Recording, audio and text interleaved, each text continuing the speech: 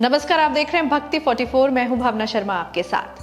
क्या आप जानते हैं कैसे भगवान श्री कृष्ण ने तोड़ा था धर्मराज युधिष्ठिर का सबसे बड़ा दानवीर होने का वहम? बात उस समय की है जब हस्तिनापुर के दो हिस्से हो गए थे और पांडवों को खांडवप्रस्थ का राज दे दिया गया था। पांडवों ने खांडवप्रस्थ को तक्षक नामक नाग से मुक्त करा के अपने राज्य को इंद्रप्रस्थ का नाम दिया था और बहुत ही समृद्ध राज्य का निर्माण कर लिया था। महाराज युधिष्ठिर के दरबार से कोई भी खाली हाथ नहीं लौटता था, जिस वजह से पूरे इंद्रप्रस्थ और युधिष्ठिर के दरबार में सब युधिष्ठिर को सबसे बड़ा दानवीर मानते थे।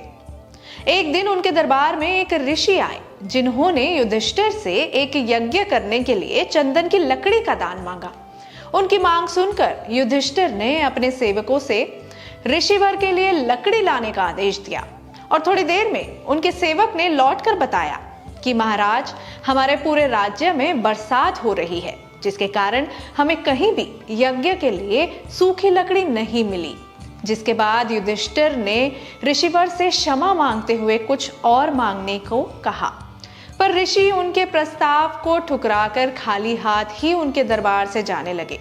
पर उस समय युधिष्ठिर के दरबार में भगवान श्री कृष्ण भी मौजूद थे और उन्होंने ऋषिवर को कहा, आप सबसे बड़े दानवीर कर्ण के दरबार में चले जाएं, वहां आपको चंदन की लकड़ी जरूर मिल जाएगी। ऐसा सुनकर युधिष्ठिर ने श्री कृष्ण से पूछा कि कर्ण के राज्य में भी इस समय बरसात हो रही होगी, तो आपको ऐसा क्यों लगता है कि कर्ण के दरबार से ऋषिवर को लकड़ी मिल जाएगी?